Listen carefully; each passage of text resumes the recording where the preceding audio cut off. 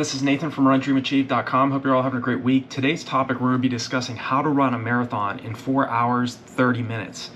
So in order to run a marathon in 4 hours, 29 minutes, and 59 seconds, you have to be able to sustain 10 minutes and 18 seconds per mile, or 6 minutes and 24 seconds per kilometer.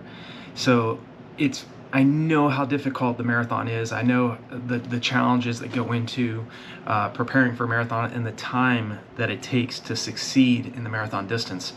Over the years when I was preparing for marathons, I always had the end goal in mind. What was I wanting to do, and what specific time was I going for, and what were the types of workouts that I really need to be concentrating on in order to achieve my own goal.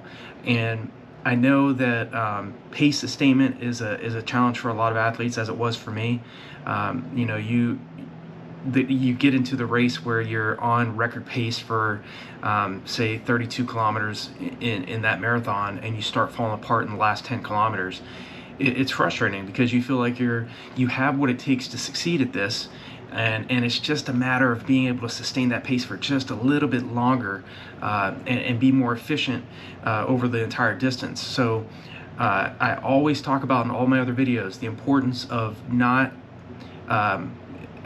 just running long, slow, easy long runs. Get beyond thinking that just doing long runs by themselves at just a relaxed pace is going to get you under 4 hours and 30 minutes. You have to get accustomed to getting that 10-18 mile pace or 6 minute and 24 second kilometer pace to feel more like a medium effort run. Okay, because the faster you train and you prepare yourself in training, when you get on the track and you start doing repeat miles, say closer to around 9 minutes to 9 minutes and 15 seconds per rep, and you start minimizing the amount of rest in between those reps, you're teaching the body to run at paces that are much faster than you're trying to race at for the marathon. To run 4 hours and 29 minutes and 59 seconds or faster, you have to be extremely fit. You have to have put in that volume for a long enough period of time to build up the endurance to hold that effort for the entire for just under 4 hours and 30 minutes. That is a long time to be running. So you want to make sure that you're doing the types of workouts that are going to set you up for success. So start varying up the paces of your long runs. I always talk about doing more of a varied pace long run, and then followed by the next week by a nice, easy, relaxed long run, so that you're always paying attention to recovery. What helped me go from 2 hours and 43 minutes and 36 seconds in the marathon down to 2 hours and 19 minutes and 35 seconds for the marathon was changing up the paces of my long runs. I got beyond just because what I was doing was I was running long, slow distance runs on the weekends. I would do my track sessions, I would do my road workouts, whether those were like 3 times 5K on the roads, or doing fartlek workouts like running 1 hour, where I would run 1 minute hard followed by 1 minute easy. And then I would do those long runs on the weekends, but they were just sustained efforts, nice, easy, relaxed, sustained efforts for 20 miles out to around 35 to even 40 kilometers. I got out to as far as 30 miles for my long runs. Only did that once. I did a couple 27 milers, but I don't believe to run under 4 hours and 30 minutes, you don't need to be doing long runs that long. Okay, I think there's a point of diminished returns where you're running. It's again, you want to focus on quality over quantity. So I was just kind of experimenting a little bit, going a little bit further, trying to think that even longer runs would help me run under my PR of 2:19:35. It didn't work. I actually ran 2:19:35 off of about 85 to 90 miles a week. I got up to about 142 miles a week, which was my highest week. And so high volume is not the answer. It's what you're putting into your training that counts. It's that quality workouts, those quality workouts that counts. Yes, you still have to have some volume and you have to be consistent over long periods of time, but you definitely have to focus on training well below 4 hour and 30 minute marathon pace. So types of workouts you want to be really thinking about is getting to a point where you can do 5 to 6 1-mile repetitions on the track at around 7 minutes and 52 to 7 minutes and 56 seconds per repetition. and you're not going to get that. You're not going to be running that quick immediately. It's going to, because again, you're trying to run 10-18 mile pace for the marathon. You want to get that race pace to feel easier. Okay, and again, I always say this all the time. It doesn't matter how fit you are leading into your big marathon. It's going to be a challenge, and it's going to hurt even if you've trained well below goal marathon race pace, and you've really spent time doing those VO2 max workouts where you're running at basically maximum effort.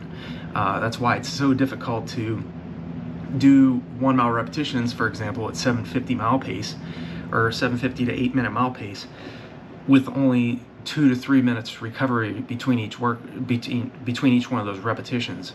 So again, we can only spend a few seconds to a few minutes training at VO2 max pace, but again, over long periods of time, doing those types of workouts will really teach your body to handle really high levels of lactic acid buildup and being able to clear it faster than it's building up while you're racing. And that's why the best marathoners that you see in your local area, you see in the Olympics or in the Olympic trials, these athletes make it look very easy for a reason. It's because they've spent adequate time training much, much faster than goal marathon race pace, so that they make it look like they're just very controlled, and that's what you want to do. Again, 624 kilometer per kilometer pace for 42.2 kilometers. You have to get that race pace to feel easier, you know. And again, it's still going to hurt regardless, but you don't want to be going too anaerobic too soon in the marathon. So make sure you're pacing yourself correctly in this race. You're not going to run under 4 hours and 30 minutes for the marathon, going out the first half marathon in 1 hour and 55 minutes. Okay, do your best to negative split. You know, going out in 240 and then coming back with a negative split is a you know, a better way of going about breaking 4 hours and 30 minutes.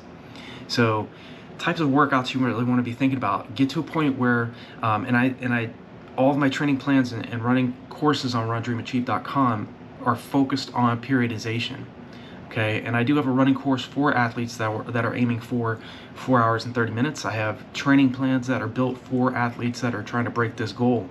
And it's much easier to prepare for a marathon when you already have a laid out plan in place and you are following the types of workouts that other athletes that you maybe respect and athletes that have run faster than you have done, that have gotten them results. And that's really the key. You want to make sure that you're emulating what the best marathoners do and how we think. How you think and what you put in your head and what you say to yourself is absolutely critical. You have to remain positive. You have to stay focused and driven toward this goal of breaking 4 hours and 30 minutes. The workouts, example workouts you want to really be thinking about, repetitions of 800s on the track.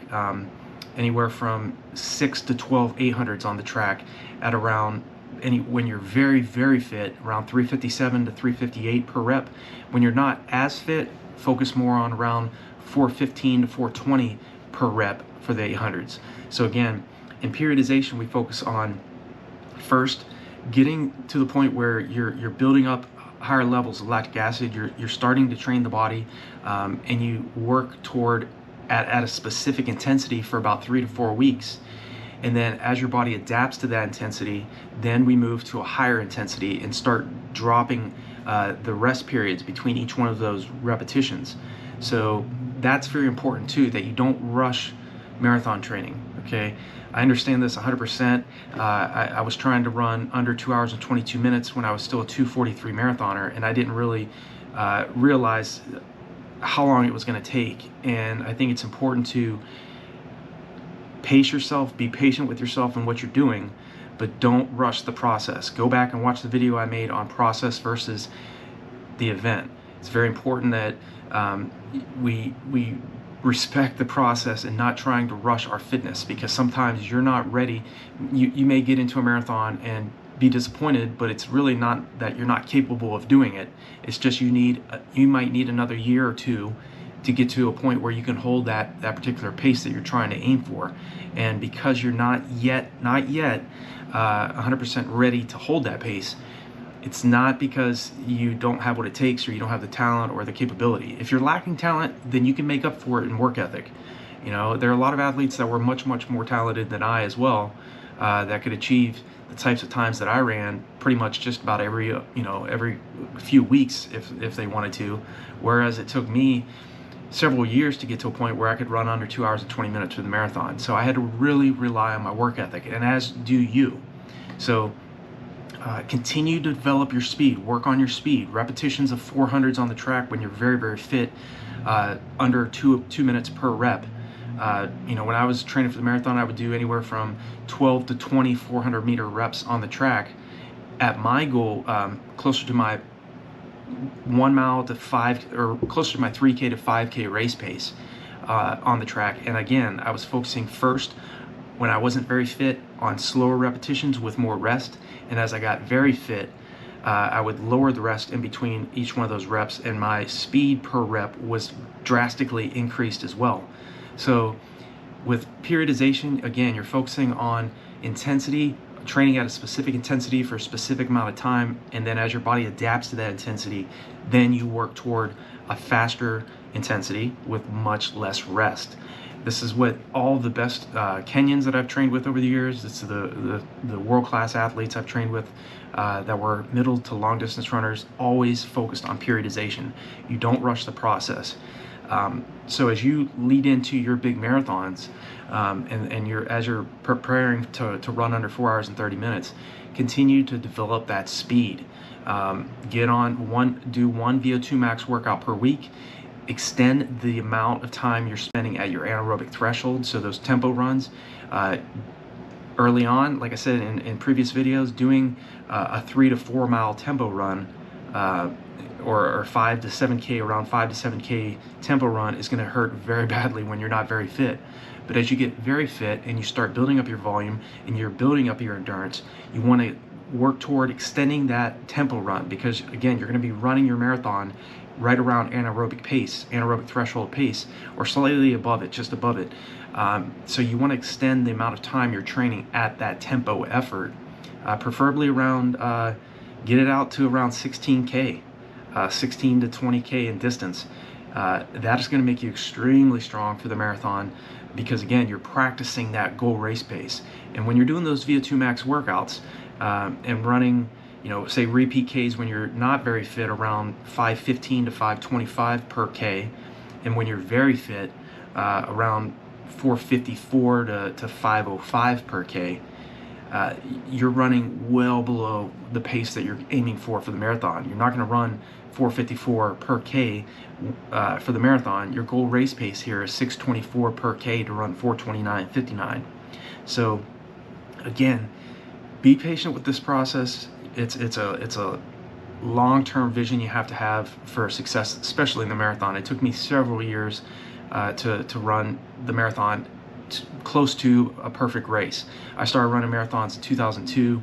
I debuted at the 2002 New York City Marathon as a part of a lung cancer research Armed Forces marathon team. In 2002, we weren't permitted to start the race until every runner had crossed the start line, and for every runner that I passed, Chase Manhattan Bank was donating $1 to lung cancer research. So I went from 32,189th place, finishing as the team's top finisher, in 257th place. So running 2:43.36. Did that in 2002, ran my personal best in 2007. So and then spent another decade after that trying to run faster than 2:19.35 and never did it. So fastest I ran was 2:26.42. So it's a long-term process. It's you have to find the enjoyment. Don't lose heart when you have some setbacks and you have trials going toward what you're doing, because what you're trying to run is a highly competitive time. Running under 4 hours and 30 minutes is a extremely competitive time. You have to be very fit, mentally tough. And I think too, as you prepare for 4 hours and 30 minutes or faster, visualize yourself doing it. See yourself doing this daily, on a daily basis, several times a day, because your subconscious mind will continue to guide you toward this goal. Yes, you still have to do the physical training, but the mental training and mental preparation is an oftentimes overlooked key piece of marathon success. So I hope this video was helpful, just kind of give you an idea of some of the things you really need to be thinking about. Continue to develop your speed. Again, I continue to focus on that. And other types of workouts for repetitions on the track regarding speed is 10 to 12 200 meters. Doing, when you're very fit, around 57 to 1 minute per 200, and when you're not as fit, around 110 to 115 per rep. And again, having a plan, investing in yourself. Check out the resources below all of my running videos here on the channel or on RunDreamAchieve.com that are available to you. And continue to develop your speed. Even if you're a long distance runner, we can always work on that speed. Do those strides I talk about in other videos too on your easy days. 5 to 6 100-meter strides. They're short bursts. They're not going to be so long that they're going to build up any lactic acid buildup in your body. You can continue to develop your speed, work on your form, and do these types of workouts on top of your daily and weekly training. So again, if you keep your mind on building that endurance, varying up the paces of your long runs, followed by an easy recovery long run, jogging on easy days so that you're recovering from these hard anaerobic workouts, you're going to run under 4 hours and 30 minutes. It's not a question of if, it's a matter of when you're going to do it. So I hope this video has been helpful. If you have any other questions, leave me a comment below. If you're new, or if you're an existing watcher of these videos and you haven't yet subscribed, hit that bell icon and the subscribe button, so when I make new videos, you'll be notified. Wish you guys and gals all the best, and I'll talk to you all in the next video.